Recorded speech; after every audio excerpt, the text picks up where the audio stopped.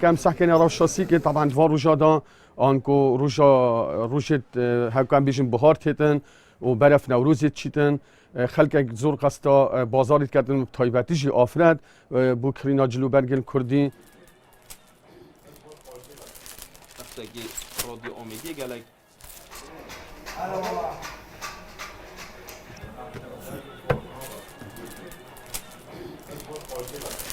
نسبت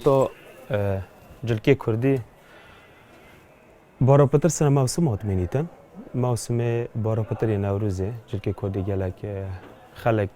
اگر بیشتر کارو برای خود کرد با نوروز با سفرا عامتا با جلک بارا پتر نوروز عید جشن اف مناسبت هنی بارا پتر جی بهار و هاوینا شول پتر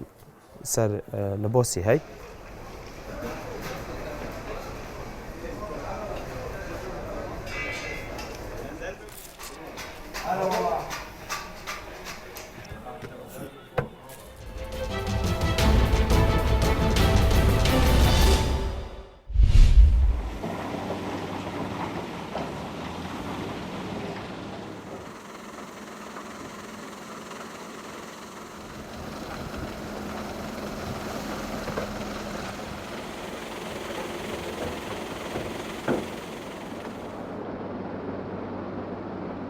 مرحلة إيشكاني أما أو كان أنا لقيت شمي فيروانا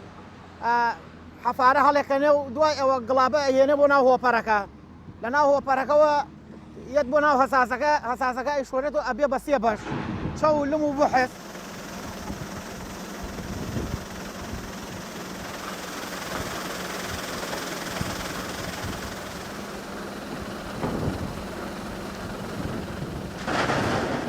وەکو شۆفێرێک ساق شۆفلێک لێرا کارەکەم پێنجی بیانی تێم تا پێنجی وارە ئەمجاکانەوە پەرەکە لەوێ جیاکاتەوە منیش ڕێخستنیاکەم لێرەنە لمەکە بەجیا چەوەکە بەجیا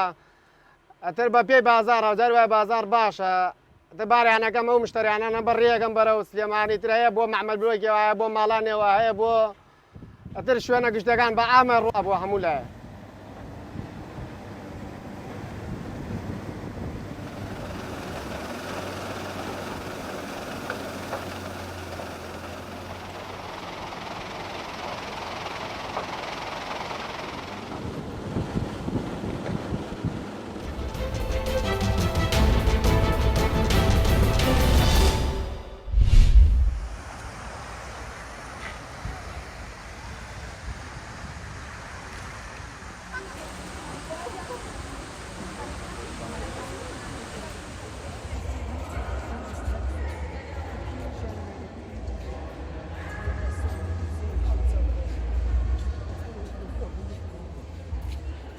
Vengo de México, me estoy quedando aquí en España por 15 días y me parece que es un espacio muy bonito. La verdad no esperaba que fuera como de verdad completamente de cristal. Me parece un espacio, obviamente por lo mismo de que es de cristal, es que está muy iluminado y está súper apto para presentar varios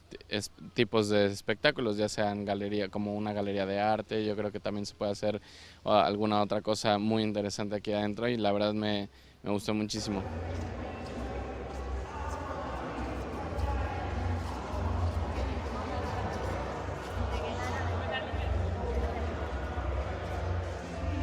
This is the first time I come to Madrid, and this palace is very beautiful to me, and